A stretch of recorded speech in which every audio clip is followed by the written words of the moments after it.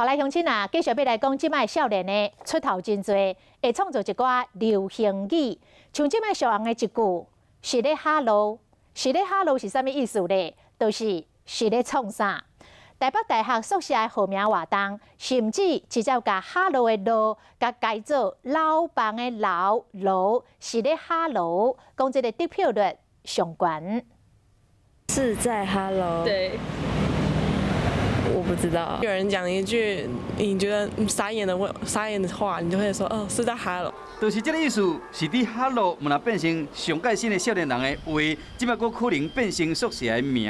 台北大学爱学生家己号宿舍的名，什么龙凤馆、普芬楼，这拢无够看。目前第一名就是伊直接用楼来代替，经过伫名称介绍这个所在写是伫哈喽，引起网友的讨论。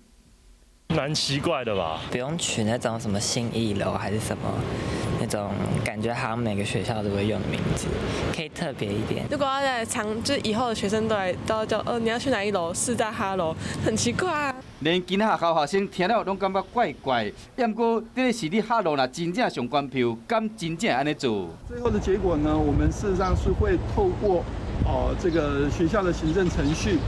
来最后决定这个命名。其实是伫哈喽是对美国人时常伫讲哈喽来，表示讲对方唔知头唔知尾。有网站统计，其他个像卖甲我耍，还有当作我是塑胶，嘛入选即马少年人上界新的用语的前5名。答应的事，然后他没有做到，他就说你不要旋转我。那你知道当我塑胶是什么意思吗？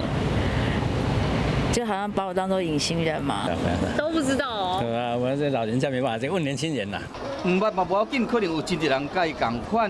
少年人伫讲话真侪，你加甲看、加甲听，就知影讲这拢是少年世代的声音。